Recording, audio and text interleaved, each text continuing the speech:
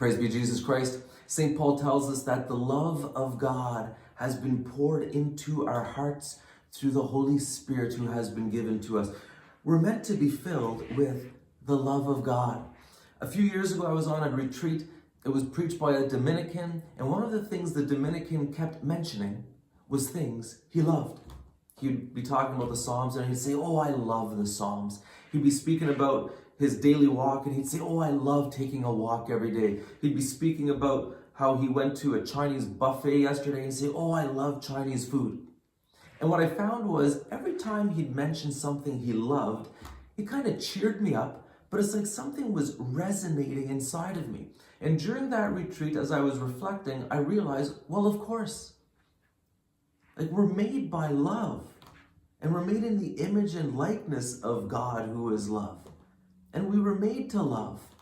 And so when we hear of someone speaking of the things he loves, something inside of us should resonate and say, yes, like I was made to love. And I realized then that we should love loving things. And ever since then, in my prayer journal, I like to write down things I love. I'll write I love, and then I'll fill in something.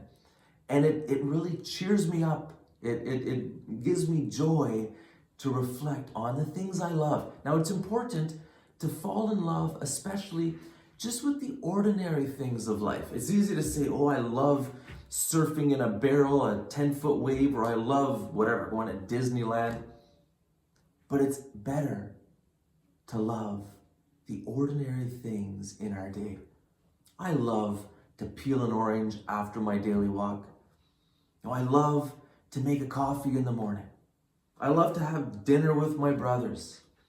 I love to reflect on my day in the chapel at the end of the day. Those ordinary things we do day after day. We need to fall in love with those things.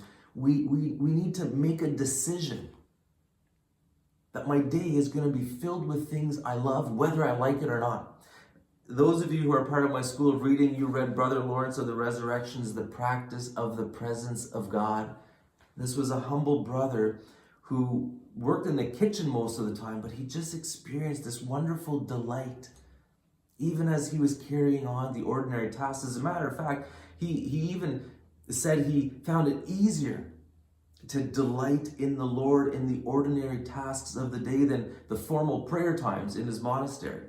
Another example of this is St. Joseph, this great, wonderful saint who lived such an ordinary life as a family man and as a carpenter. And I'm sure his life was just filled with great delight in the Lord's presence, even as he carried out his ordinary duties, which, by the way, the novena to St. Joseph starts March 11th, and this is the year of St. Joseph, so don't miss this. I know I keep encouraging you, but if you want to pick up my little book, St. Joseph the Protector, a 9-day preparation for entrustment to St. Joseph, now's the time to get this thing if you haven't done so yet.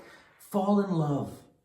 Fall in love with the wonderful things in your life, especially the most ordinary things. You were made to love.